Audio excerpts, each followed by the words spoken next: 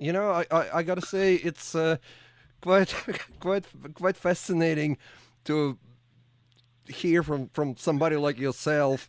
I've been out doing groceries. It's like Must be it's doing Listen, rock that star that's the stuff. yeah, that's the yeah. thing. No, that's the thing about being,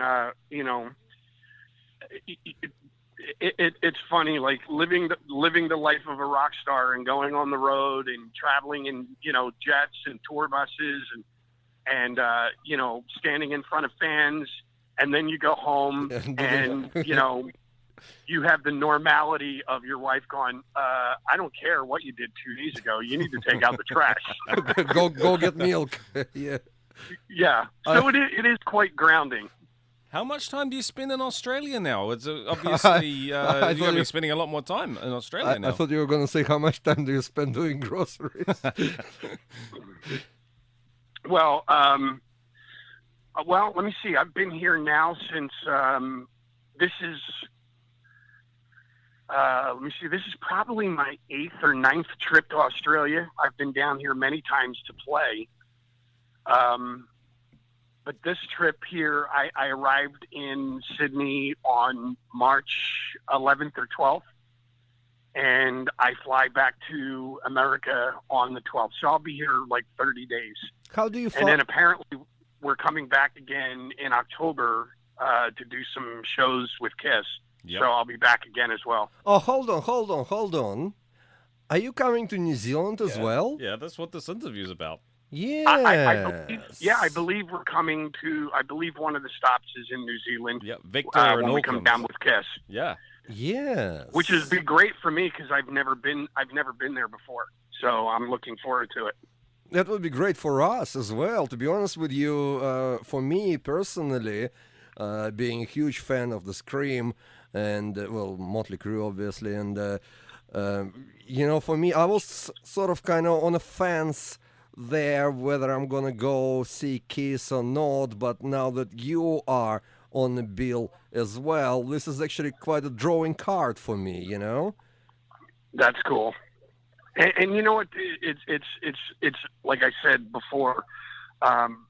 Just from a player's point of view, like the guys in this band are just it's just sick. I was just a few nights ago. My dear friend Bruce Kulick was in town playing some shows, and we went to go see him at a pub here. And Marco Mendoza and I went in, and it was funny. A lot of the fans were asking about this record that we're doing, and I said, without any exaggeration, this could possibly be the best record that I've ever done in my life. And, it's weird just from that point, but like the players that are involved in this, when we come back down in October, you're going to see, Richard Fortas and Dizzy Reed from Guns N' Roses, Marco Mendoza, myself, Brian Tishy, David Lowy. I mean, the players are great. The songs are great. It's going to be a lot of fun. So I'm really looking forward to it. You mean this record is actually gonna top Let It Scream? I'm pretty blown away right now by the stuff that we came up with. The guys had written a few songs before I got involved in this, and so we went in, we recorded those. And then we sat down in a room, and we just sat down with a bunch of acoustic guitars, and we came up with some ideas, and we formulated them and put them in. And listening back to them now, I'm just like, oh my God, these songs are great. Like I would kind of say that this could be one of the best record that I've ever done. So I'm pretty excited about it. What happened with Let It Scream? Because I heard somewhere that it got taken off the shelf when you joined Mötley Crüe. Yeah, I am, and to this day, I'm still not quite sure of the thinking of the record labels.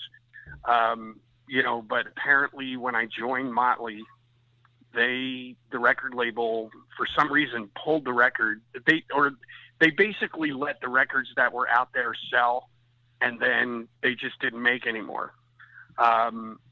So it's just this kind of cult record now that people ask me all the time, like, are you going to put that back out again? Will you please put that record back out? You know, and I'm trying to do that, but for some apparent reason, the record company is not willing to do it, which I don't understand. So I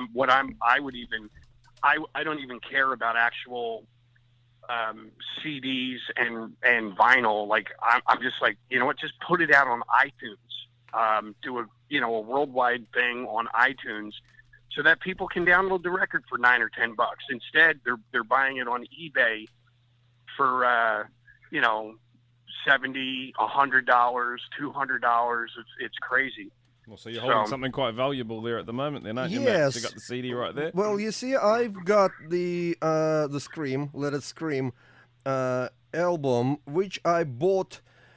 Must have been only about 10 years ago, so must have been about 2003 maybe or something like that, and I'm not quite sure. It says here on the actual CD, it says 1991, so I'm not sure if it's actually a reissue or if it's the original I press. can tell you right now, if you're looking at it, if you have it in front of you, yes, if it says Hollywood Records on it, then it's an original. If it says Spitfire Records... No, it's Hollywood Records.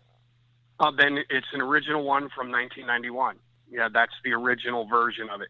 When I was in Union, it was probably around the year 2000, 2001. Yeah. Union was signed to a record label called Spitfire, and they basically did a very short license with it, and they tried to reissue it, and it was like literally like a 6-month or 1 year license for the thing.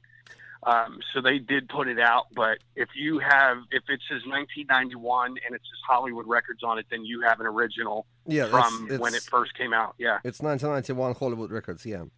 So you've got a So basically, hold on one second. I got a very important question to John right here. So basically, if when you come to Auckland, if I get a chance to meet you, and if you sign this record, this virtually would be priceless. Well, yeah. he just wants you to say yes, John, so you make his day. Yes. Oh, yes. It'll be worth a fortune. You could trade that in for a Rembrandt. Probably, yeah. I wouldn't though. I mean, this is much more important to me. Probably not. Let me rephrase that. If I sign it, it'll be worth about $10 less than what you paid for it. Why? I'm kidding. So you've worked with so many brilliant musicians, man. Is there anyone who sticks out as being the most influential person on you to work with? No, honestly, like everything that I've ever done, I've had a blast doing. I don't regret anything. And, the one thing that I can say is pretty much every band that I've ever worked with, I've learned something from each band. So I can't really put my finger on one specific individual, but it's definitely been a fun ride. It's been cool. I mean, Nicky Sixx said of your time with Mötley Crüe that if that album had been called anything other than Mötley Crüe, it would have been amazing. It was just the fact that the fans associated Vince Neil with it that was the problem. Do you agree? No, not that. I don't think it's that Vince Neil was associated with it. It's because people expected certain sound from Mötley Crüe, and when the self-titled album came out, it was different from what Mötley Crüe usually did. So, if it was under a different name, Well, to be honest with you, when we did that record, we seriously considered changing the name of the band. We had talked about it. We discussed it. We thought that we should change the name of the band. The problem of it was that, at that point, you got to understand, Mötley Crüe had just gotten off of doing the Dr. Feelgood record. Yep. Then they did the greatest hits, Decade of Decadence. Yep. They had done some touring, and they were probably at that point one of the biggest bands in the world. They were making astronomical sums of money. all this other stuff. And so we came to the management and the record label and all this other stuff, and they said they changed singers. The record label wasn't totally thrilled about that, but they got over it. But then we came back to them and said, well, for this record, we want to change the name of the band.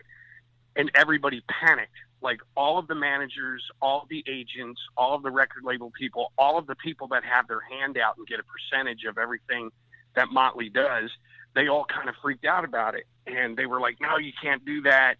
If you do that, then it's going to mean less money. It's going to mean less money.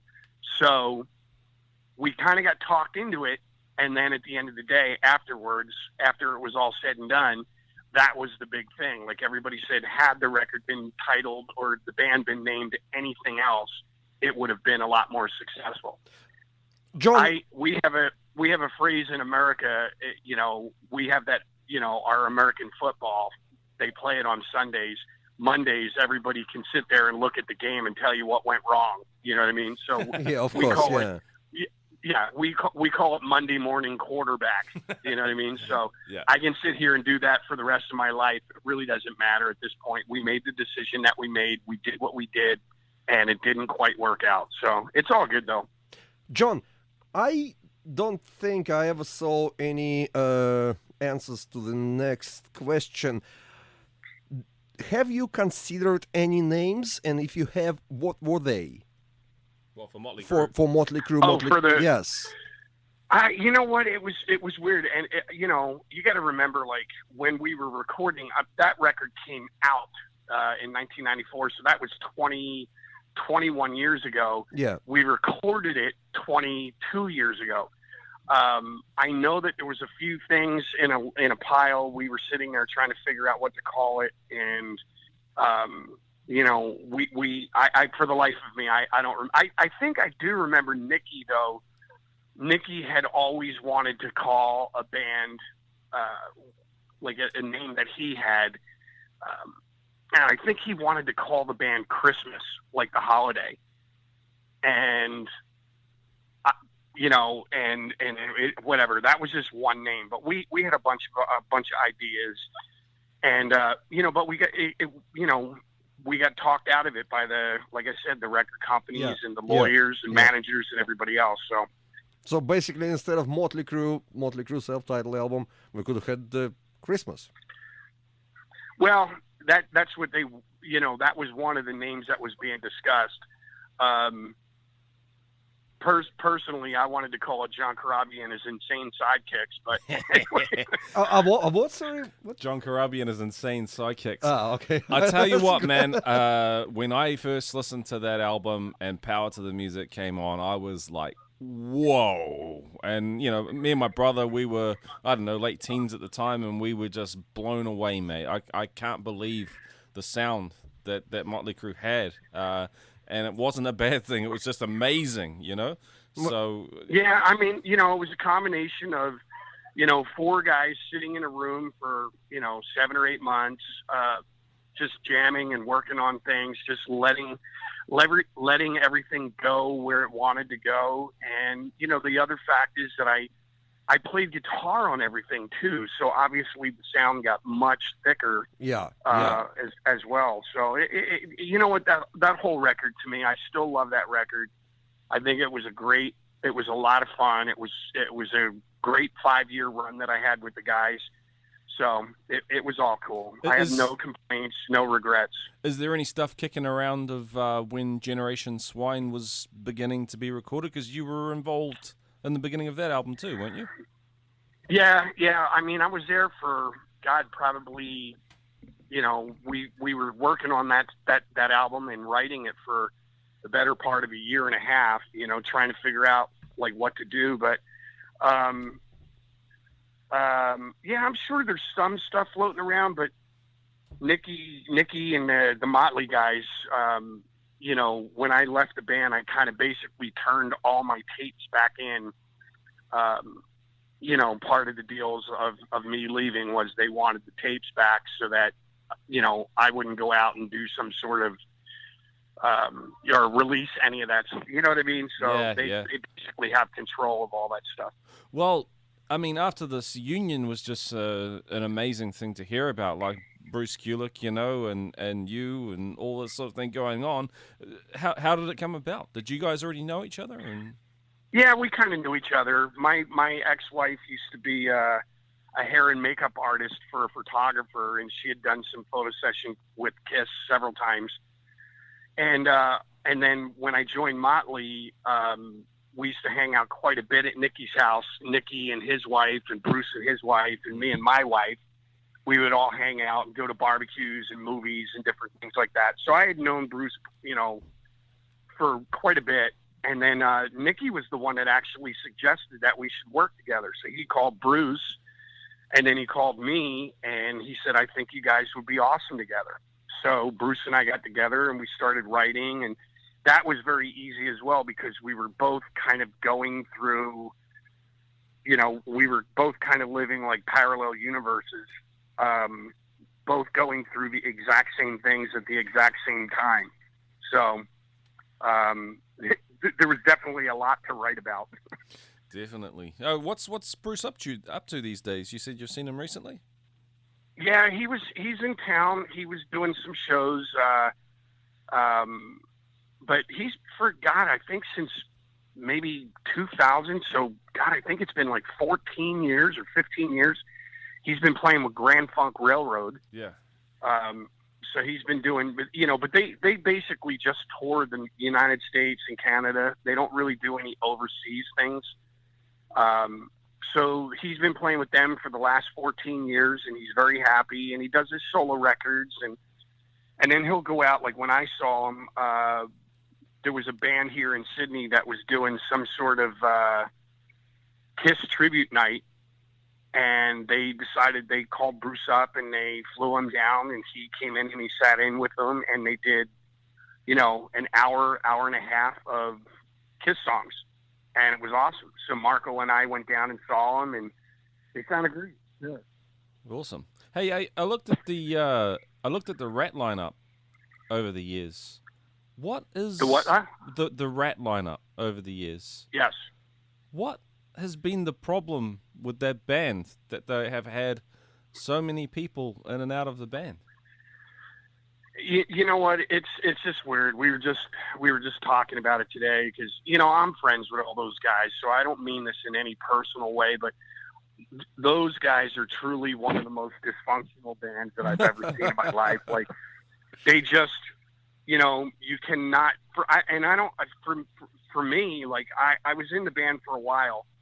And you can try and peel the skin off the onion, but I still never really got to the source of why you can't put those original members in a room without, you know, they can be in a room together for a very brief period of time, and then this underlying thing comes out, and it just implodes again. So I imagine Ratt's going to be off the radar for, you know, the next couple of years. Yep.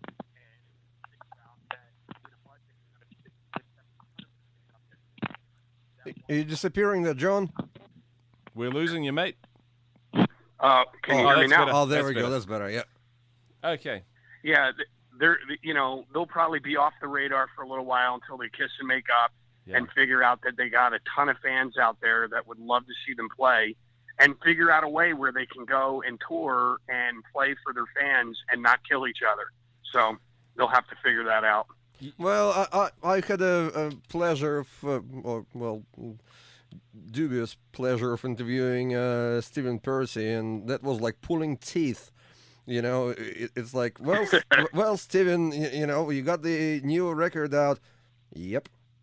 How's it been going? Oh, good.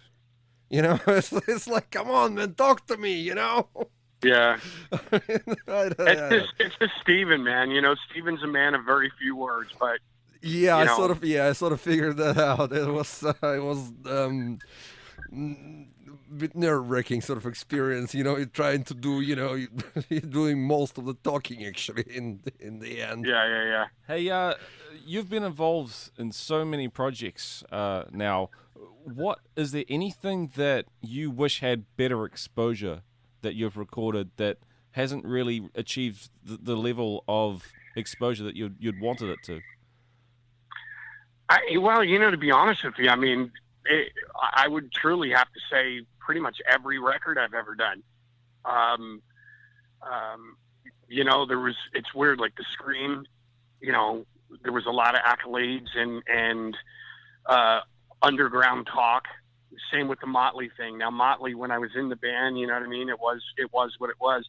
But it seems now, 20 years later, there's more people talking about that record now than when it was actually out. So, and then the union things, like I constantly get people writing to me now that probably didn't even know about the band then, but they're like, can we see a union reunion or, whatever. Yeah. So pretty much, honestly, pretty much every record that I've ever done has just been like this thing that just kind of people talk about it. It has a groundswell, but it's still kind of flying under the radar. So Feel that the universe is conspiring against you in some way? I don't feel that way at all. It's honestly,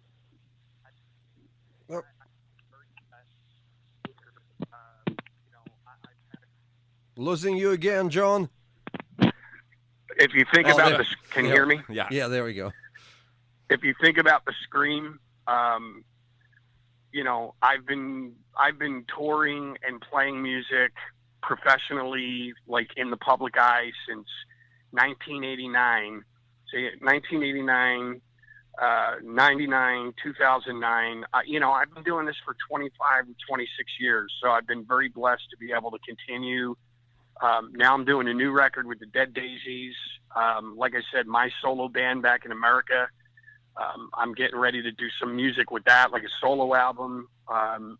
Things are good, man. So I don't really, I'm not a type of person that kind of looks behind me. I'm always kind of looking to the forward. So I have no complaints. I have no regrets. Everything's groovy. And, like I said, I'm still traveling the world playing music and people are still showing up. So I'm blessed. Well, Mötley Crüe's ending their touring run. Obviously, they're putting themselves in the graveyard, and you keep going. There's no signs of stopping, right? Say that again. The last part. No signs of stopping. You're not stopping Not anytime for soon. me. Exactly. Well, listen. I don't really have a choice because that whole brain surgery thing that I was thinking of going into isn't really paying off. So I got to stick with the music thing. Brain surgery is not an option. I tell you what, John, when you come here with playing with Kiss, I will be. I got the Scream, Let It Scream T-shirt. Okay, I will be wearing that. Okay. Hey, just let everybody know, and when we get to Auckland, hopefully you can get backstage or something, and we can say hello and maybe have a beer or something. Oh, it would be great. Is there anything any messages you have for your New Zealand fans? Obviously, you've never been in the country. Everyone's so keen to see you play live, and it's going to be great being on the Kiss bill. Yes, basically, I want to say to the people of New Zealand, I've been doing this for 30 years, and it's been much too long for my first visit. So I'm looking very forward to coming to New Zealand for the first time and meeting all the fans there. So excellent, thanks, John. Hey, Hey, I got one more question. Okay. One more question. On the Scream CD, I just got it in front of me. I'm sort of like playing around with it. There's the little print there. It says, "For information on the Scream, please send a self-addressed stamped envelope to the Scream PO Box such and such." What would happen if I did? It will probably it'll probably come back to you without the stamp. You reckon they would steal the stamp? Yes, they'll steal the stamp and send it back. Yeah, that post office box, my friend, hasn't been active since 1990. I'm sort of tempted to just try, see what happens, Go on. That's funny. Okay, John. If we could ask you for a couple of stings before you go, just hey, this is John Corabi, and you're listening to House of Noizz. That's one of the shows that will play this interview. Okay. Tell me when you're ready. Away you go. Hey, gang. This is John Corabi, and you're listening to House of Noizz. Turn it up. Awesome. And John, could you possibly do one for my show as well? Brendon and I were both associated, obviously, with metalradio.co.nz. I got the show called Monday Nights with Max. It's quite simple. So if you could do the same thing, just Monday Nights with Max, that would be fantastic. All right. Hey, guys, this is John Corabi, and you're listening to Monday Night with Max. So turn it up, grab a beer, and kick it. Let's do it. Awesome, man. Excellent. Thank you so much. Thank you very much for the interview, and it's going to be great to have you in New Zealand. We even feel lucky that we get to you in Australia. That's close enough, but actually having you play a concert here is going to be bloody awesome. Well, I'm like I said, I'm looking very forward to it. Lock up your wives and daughters. I'm coming. When does the Dead Daisies CD come out? You're obviously recording now, so when can we expect to see it? I don't know exact dates, but I'm thinking that they want to release it. I think the manager said that they were going to release it the beginning of June, right when we start the tour with Kiss. Oh, so, perfect. So what? Yeah, we're finishing it up, so you should have it by the time we get there. You should have it. Awesome. And very familiar with it. What stage is it in right now? Still recording. How far into the recording process are you? Well, we wrote about 17 songs. I think we have 9 or 10 of them done, and we're here, like I said, for another 10 days. So we're just trying to finish up as much as we can. I think we have an album's worth of material now, but there's a few other songs that we want to finish and just see, and then we can sit back and we can say, okay, these are the top 10 or top 12 songs. So we're right now we're just kind of finishing up. Awesome. Excellent. Well, best of luck with the Dead Daisies. I hope it's an awesome, long-lasting collaboration, and also with your solo stuff. And the future is bright. So awesome, mate. All right, brother. All right. John, thank you so much for the interview, and yeah. thank you for giving us time to talk to us. And no worries. We're definitely looking forward to seeing you. So, hopefully I can get backstage somewhere and get the original The Scream CD signed. All right. Well, don't wait till the day of the show. Contact the PR people that set this up, and see if they can work something out for you guys. Cool. Thanks, John. Okay, thank you so much. Right, cheers, mate. See ya. Thank you. Brilliant. Have a good day. Bye. Bye. You too.